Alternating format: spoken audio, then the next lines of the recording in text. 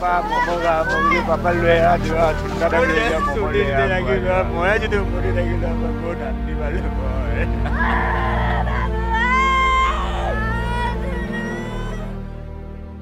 তিনিদিনৰ অন্তত পুত্ৰৰ মুখ দেখিলে দুৰ্ভগীয়া পিতৃ-মাতৃয়ে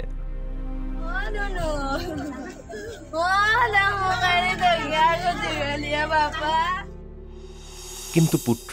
অবিনাশে মাতিব নোৱাৰিলে মা দেউতা বুলি বৃহস্পতিবাৰে নলাত পৰি শেষবাৰৰ বাবে দেউতা বুলি মাতিছিল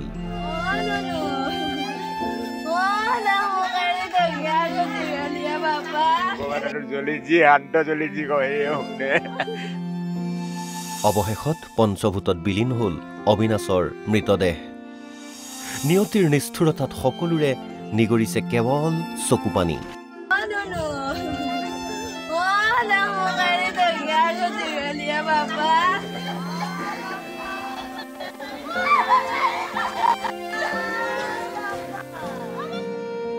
মাত্ৰ 7 বছৰীয়া আছিল পুত্ৰ অবিনাশ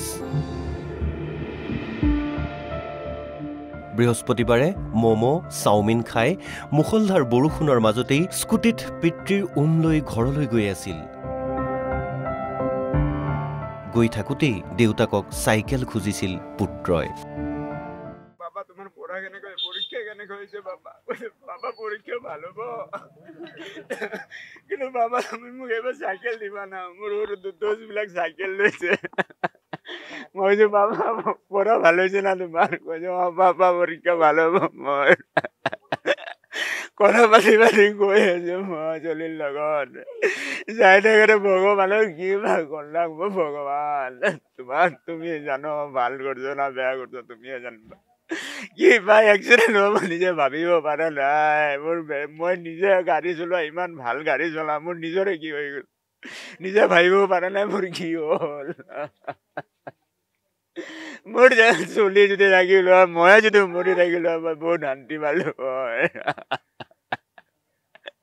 কিবা কাৰণত মই চলি বিচৰি যায় মই কিবা কাৰণত মই বাচিছো ময়ো মৰিলো হয় অলপৰ কাৰণে মই কিবা কাৰণত কিবা গছৰ ঠাইনি চাইনি ধৰি কিবা কাৰণে মই উঠিব পাৰিছো আজি মই যদি মৰিলো হয় মোৰ ভাল লাগিল হয় আৰু মোৰ চলি পুৰা ভগৱানৰ চলি যি শান্ত চলি যি কয় শুনে কাৰো কমপ্লেইন নাই কোনো কমপ্লেইন নাই তাত স্কুলৰ পৰীক্ষা ৰিজাল্টো ভাল কৰিছে চাৰকেইটা ৰখি আছে চাৰকেইটা ইমান দুখ যায় 25-24 পাইছে চলি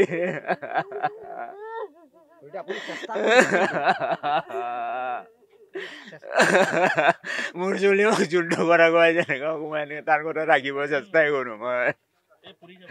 কি ধুনীয়াকে দোকানত বেচে পাপা মমো খা মই কৈছো পাপা লৈ আহা যোৱা চুন্দাটাক লৈ যোৱা মমো লৈ আহা খোৱা যোৱা মমো খেলিলে মমো খালে মোবাইলত গেম খেলিলে অলপ খেলি কৈছে পাপা বলা যাও মোৰ কি ভগৱানৰ পানী অলপ আছিল পানী আছিল আৰু লাইন নাছিল এইটো টাইমত পানীও কিমান আছে ৰাস্তাটো কেনেকৈ আছে মই চাগে সেইটোৱে মিষ্টেক হ'ল গম নাপালোঁ মই যাই থাকোঁতে কাৰেণ্ট নাই পানী আহি আছে ৰাস্তাটো নালাটো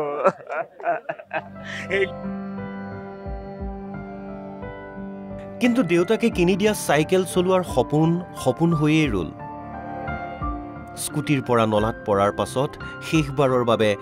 জোৰ কৰি চিঞৰি মাতিছিল দেউতা বুলি আৰু তাৰ পিছতেই বিদায় ল'লে পুত্ৰই তিনিদিনীয়া এক শ্বাসৰুদ্ধকৰ অভিযানৰ অন্তত ৰাজগড়ৰ এটা নলাত উদ্ধাৰ হ'ল অবিনাশৰ মৃতদেহ ইয়াৰ পাছতেই মৰণোত্তৰ পৰীক্ষাৰ বাবে মৃতদেহ GMCHলৈ প্ৰেৰণ কৰে আৰক্ষীয়ে আৰু GMCHত পিতৃ-মাতৃয়ে চিনাক্ত কৰে নিজ পুত্ৰক তাৰ পিছত এক অবৰ্ণনীয় পৰিৱেশ পৰিস্থিতি GMCHৰ পৰা নুনমাটিৰ ভৱানীপুৰৰ শ্যামনগৰৰ বাসগৃহলৈ নিয়া হয় কণমানি অবিনাশৰ নিথৰ দেহটো তাৰ পাছতেই সমগ্ৰ অঞ্চলটোতেই সৃষ্টি হয় এক শোকাকুল পৰিৱেশৰ চাৰিওফালে কেৱল চকুপানী কান্দোনৰ ৰোল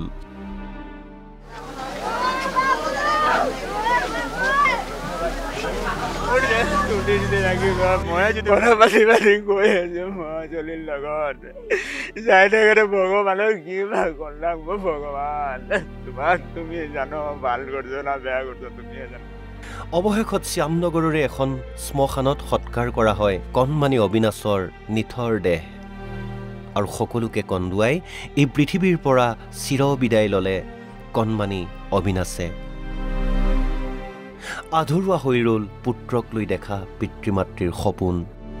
ভগৱানৰ ওচৰত এটাই প্ৰাৰ্থনা, পিতৃ মাতৃক এৰি যোৱা অবিনাশৰ আত্মাই যেন চিৰ শান্তি লাভ কৰে আৰু কোনো পিতৃ মাতৃকেই যেন সহিব নোৱাৰা এনে দুখ নিদিয়ে ঈশ্বৰে। Bureau report, Assam live 24